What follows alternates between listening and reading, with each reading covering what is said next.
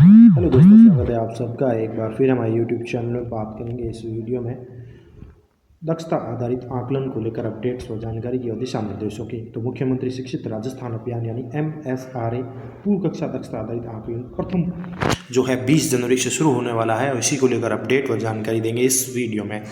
तो शिक्षा विभाग, पंजीकृत शिक्षा विभाग द्वारा जो है दिशा निर्देश तय किए गए हैं, उसी को लेकर अपडेट बताएंगे आपको। पहली बार है तो लाइक करें, सब्सक्राइब करें, आगे भी अपडेट्स मिलते रहेंगे। सर्वप्रथम बात करें तो पूर्व कक्षा दक्षता आधारित आकलन की समय सारणी जो है आपको बता देते हैं। ये कक्षा 3 से 8 का RKSMB का ही एक रूप है। तो कक्षा 3 से 8 तक ये होगा। 20 जनवरी सोमवार से शुरू होगा, फिर मंगलवार को भी है अंग्रेजी का, पहला हिंदी का हो जाएगा, फिर अंग्रेजी का और फिर गणित का 22 को, और 11 से 12 बजे तक है। ये टाइम टेबल है। 20, 21 और 22 तीन तिथियों को ये आकलन होगा। 11 से 12 बजे तक हिंदी, अंग्रेजी और गणित 3 विषयों का ही है, जैसा कि RKSMB में होता था।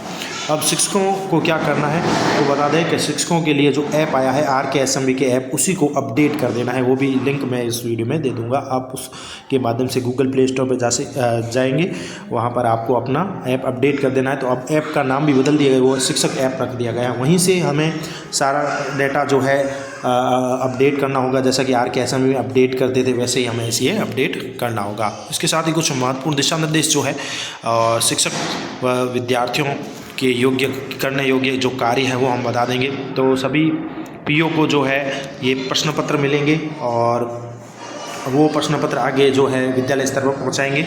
और इसके साथ ही 16 जनवरी तक उनको PO है UCO को जो है पैकेट बॉक्स का वितरण हो जाएगा। और इसके साथ ही 16-17 जनवरी में सभी बात करें तो अपने क्षेत्र के विद्यालयों को उनके प्रश्न पत्र लिफाफे इनवेलॉप वितरित किए जाएंगे। PO UCO दिनांक 16-17 जनवरी को अपने क्षेत्र के विद्यालयों में वितरित करेंगे। इसमें बात करें तो राजकीय विद्यालय में कक्षा 3 से 8 के लिए हिंदी, अंग्रेजी, गणित विषय के बंद प्रश्न पत्र पैकेट होंगे। और बात करें तो मुख्यमंत्री राजस्थान शिक्षित अभियान जो है, इसमें पूर्व कक्षा दक्षता आकलन जो है, इसमें कक्षा 3 से 8 के 3 विषयों का ही होगा, हिंदी, अंग्रेजी, गणित। इसके अतिरिक्त रिजर्व के प्रश्न पत्र CBO रिजर्व के रूप में भी उपलब्ध रहेंगे। अब सबसे पहले बात करेंगे हम शिक्षकों और परीक्षार्थियों के लिए क्या क्या दिशा निर्देश है इसमें, क्योंकि ये पहली बार होने जा रहा है। पहले RKSMB के था, तो इस सेशन में ये नवीन लागू किया गया MSRA मुख्यमंत्री दक्षता आधारित आकलन। तो कक्षा 3 से 8 तक के विद्यार्थियों का लेना है। अंग्रेजी, गणित विषयों का आकलन होगा और प्रश्न पत्र 1 घंटे का रहेगा। प्रत्येक विषय में कक्षा 3 से 8 तक के लिए प्रश्न पत्र में 20 प्रश्न होंगे। कक्षा 3 से 5 के परीक्षार्थियों के लिए प्रश्न पत्र उत्तर पत्र एक ही पृष्ठ पर अंकित होगा, यानी उसी के अंदर टिक मार्क करना होगा 3 से 5 के परीक्षार्थियों के लिए। और 6 से 8 के परीक्षार्थियों के लिए प्रश्न पत्र और उत्तर पत्रक OCR शीट अलग से होगी, जैसा कि RKSMB के में भी होता था। OCR शीट और प्रश्न पत्र 4 सीरीज ABCD में भी उपलब्ध रहेंगे। विद्यार्थी को समान सीरीज के प्रश्न पत्र और OCR ही देना सुनिश्चित करें। तो ये शिक्षकों और विद्यार्थियों के लिए दिशा निर्देश जो हमें ध्यान रखने हैं MSRA को लेकर। साथ ही परीक्षार्थी आवश्यकता पड़ने पर रफ कार्य करने के लिए एक शीट जो है उस पर किया जा सकता है। प्रश्न पत्र उत्तर पत्र पर रफ कार्य करना निश्चित रहेगा।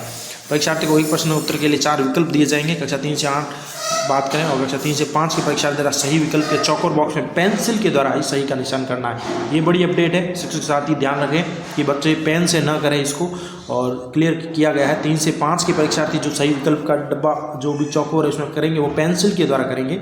और साथ ही कक्षा 6 से 8 के परीक्षार्थी द्वारा OCR में पेंसिल से सही का निशान बनाना होगा। और 6 से 8 के परीक्षार्थी को OCR शीट दी जाएगी, वो भी पेंसिल से ही करेंगे, यानी पेंसिल से कार्य करवाना है। 3 से 8 के लिए गणित का विषय प्रश्न पत्र जो है द्विभाषी रूप में होगा। बाकी बैठक व्यवस्था जो है आपको उपयुक्त तरीके से रखनी है, उपयुक्त दूरी रखते हुए बैठक व्यवस्था करनी है। केंद्राधीशक ध्यान रखेगा एक कक्षा में केवल एक ही कक्षा के परीक्षार्थी को बैठने के स्थान पर 2 या 2 से अधिक कक्षाओं के परीक्षार्थी को पंक्तिवार मिलाकर बैठाया जाए। संस्था प्रदान अवधि की परीक्षा अवधि के दौरान शिक्षकों की भूमिका, बैठक व्यवस्था, प्रश्न पत्रों की प्रति विद्यार्थी प्रतिक्रिया पर ध्यान देकर परीक्षा की शुद्धता विश्वसनीयता बनाए रखेंगे। ये कुछ महत्वपूर्ण जानकारियाँ थी। और जो इम्पोर्टेंट बात ये है हमारे लिए कि अब हमें जो इसको अपलोड करना है वो भी आपको बता देता है। प्रश्न पत्र जो है ऐप के माध्यम से करना है। प्रत्येक आकलन पत्र की परीक्षा समाप्त होने के पश्चात ही तत्काल शाला दर्पण शिक्षक ऐप जैसा कि इसमें बताया गया है, ये नवीन ऐप RKSMB का ही है, उसको नवीन रूप दिया गया शाला दर्पण शिक्षक ऐप। तो शाला दर्पण शिक्षक ऐप पर जो है आकलन पत्र और OCR शीट को स्कैन करके अपलोड करना है। शिक्षक ध्यान रखें कि आकलन पत्र OCR शीट को स्कैन करने के लिए उसको सीधा रखें, बैकग्राउंड गहरे रंग का हो, वरना स्कैनिंग का कार्य नहीं हो पाएगा।